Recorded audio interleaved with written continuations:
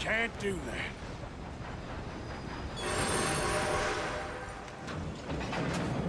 Come on! Come on! Just don't kill it. Are you sure? Sadly so. Watch yourself. He's as dirty as they come. Try at least. I don't think I can open the door from the outside. Hello? Is everything all right in there? Well, I don't think he's dead. I think I won the fight. Just about.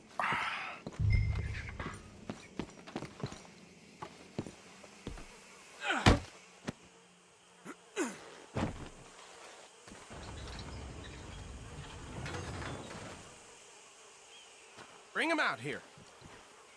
Deputy, Sounded like quite a commotion. Is that him?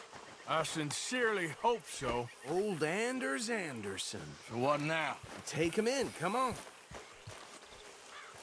A fine job, well done. And a pat on the back for me for stopping the train. Load Anders onto the back of your horse there, and we'll take him to Sheriff Gray. Hey, what are you playing at? Come on, I assume you're not walking him in.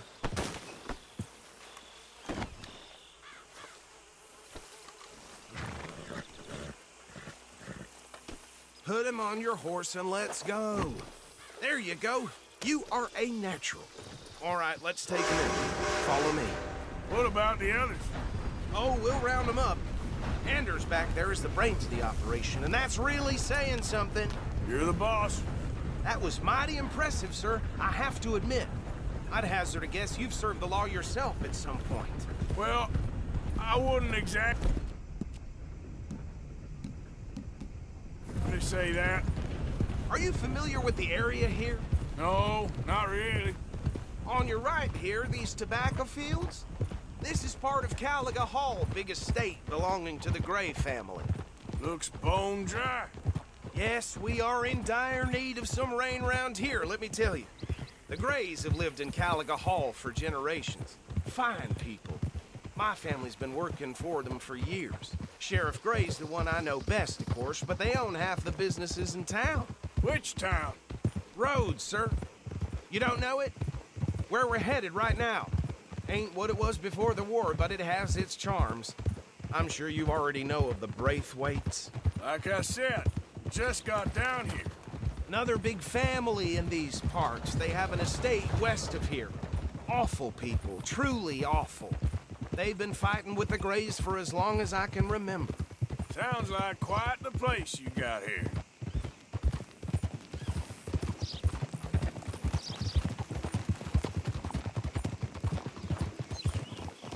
Hold.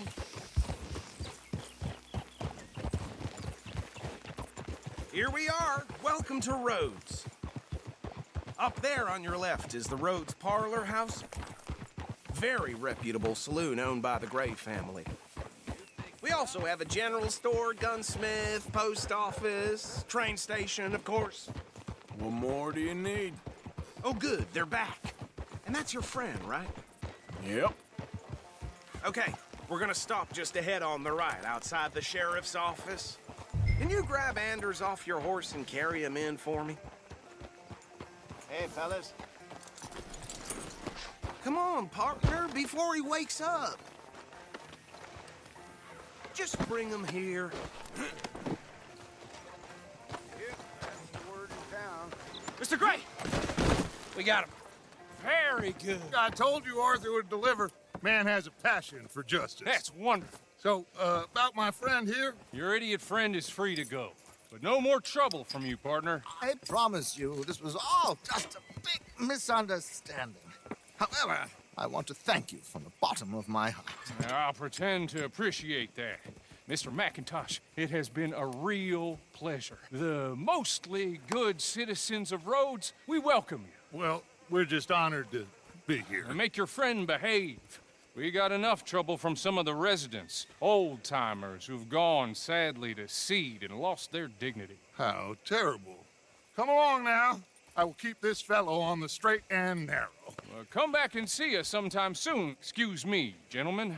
Bo, These better be ugly rumors. Is it true you were seen talking to that wretched Penelope Braithwaite? I can't thank you enough. Where have you been? Around. And where you staying? I'm renting a caravan on the edge of town behind the church. It's horrible, but no one comes looking. The whole town is trapped in this interminable feud between the two families. His lot, Gray's, and Braithwaite's. Interesting. Two old plantation houses and falling out over rebel gold and marrying cousins or not marrying. Arthur, That's Jose, you start poking around. See what you can find out about that. I have missed you, boys. I've heard about bounty. There's been a price on my head for 13 years. It'll take 'em months to find us down here, and it seems like we can have a little sport. Well, they're good bounties. Where you hear this? Some fellas I met at a camp near the state line said there was talk of it in bars in the north and west for 500 miles. There was talk of super agents or some such. Super agents. I'd love to meet one. It's just talk. I'm sure it is, but I couldn't not tell you. Stay out of trouble. Thank you, gentlemen.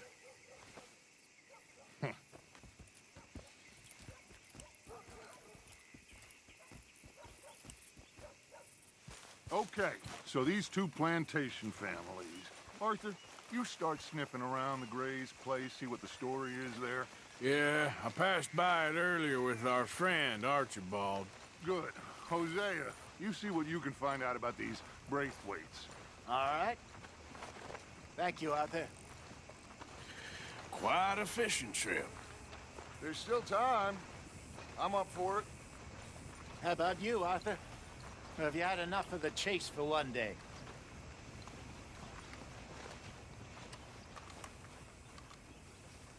So you coming or not? Sure, why not? Great. Hosea, why don't you lead us to that spot you were talking about? Kinda like this place. Okay. Let's see if we can avoid any more excitement.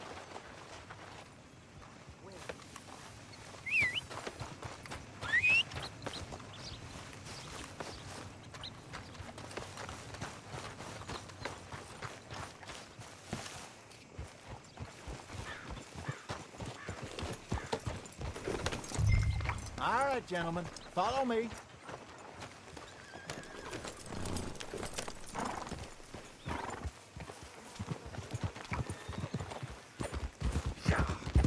So how far is this creek?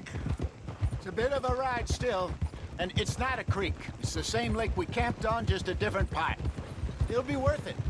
I saw some big drum and sturgeon there. Should be rock bass, bluegills, perch, pickerel too. It's a good spot. We'll see if you're as good at catching fish as you are at catching criminals, Arthur. Trelawney owes me for that. Trelawney owes everyone for something, but his information is good.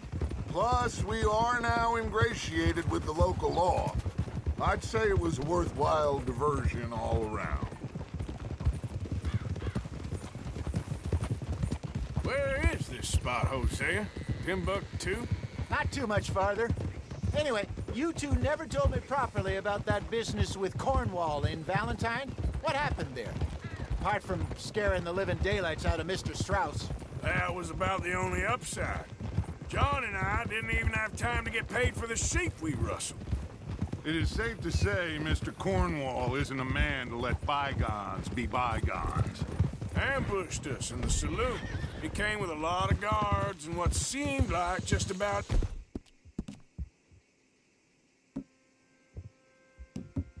every lawman in the county. We've had closer shaves, but not that many. And if Cornwall found us, the Pinkertons couldn't have... far behind. They found me when I was fishing with Jack, remember? Listen, it was good we moved when we did, but that mess is behind us now. Yes. Jack told me you were a good teacher when you took him fishing. I said he must have you confused with someone else.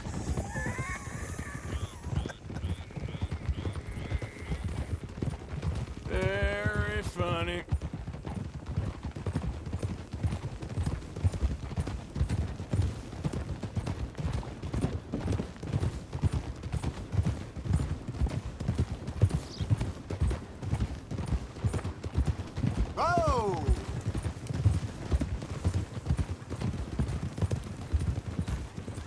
This is the spot. Down to the left there.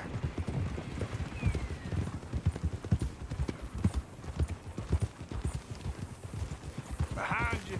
Okay, go! Whoa!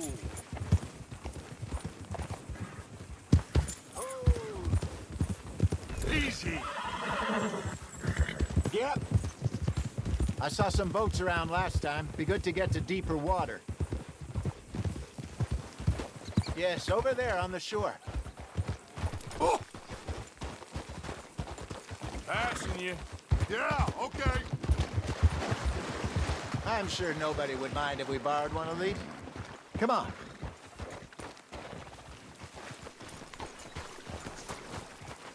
Hold.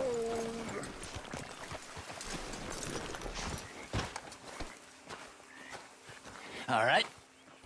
This looks like a fine vessel. Okay.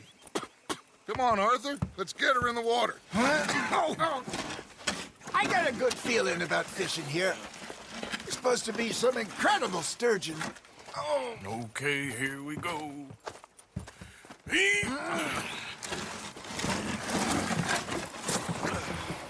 Let me row. You boys are too old for real labor no more. You're too dumb for anything else. You're still too quick for me, old man. I enjoy picking on children. Now take us to the deeper water and pray for good luck and stupid fish. But what about stupid luck and good fish? That'll do, too. Get us a bit deeper.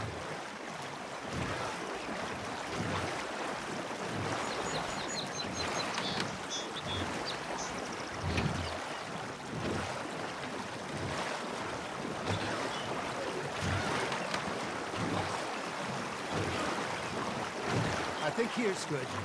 All right. Good luck, gentlemen. Should really come here at dawn or dusk. That's when you catch the best fish. We should use a lake lure. That'll give us a much better chance of hooking something big like a sturgeon. What's wrong with a good old worm?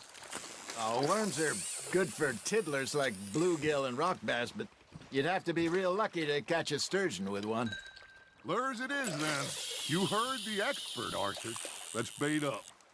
Keep the lure moving slowly on the water so it looks like a little fish just asking to be eaten. Are you trying to make your lure look like a dead fish? They won't be interested if it ain't moving.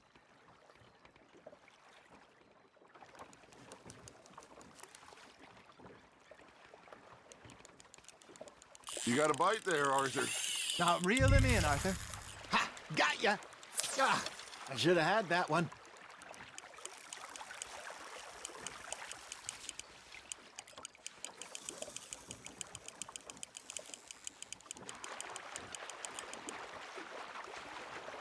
They're nibbling. There, hooked them.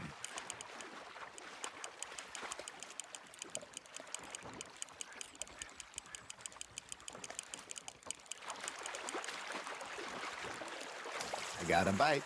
There we go. Damn it, I lost him.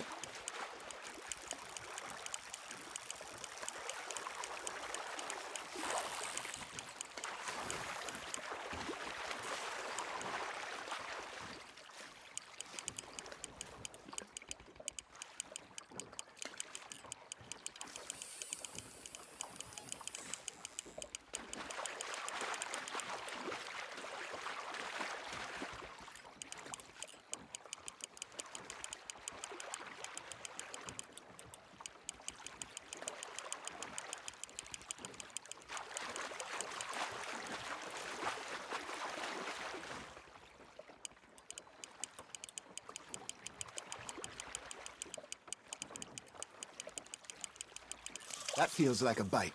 Got one!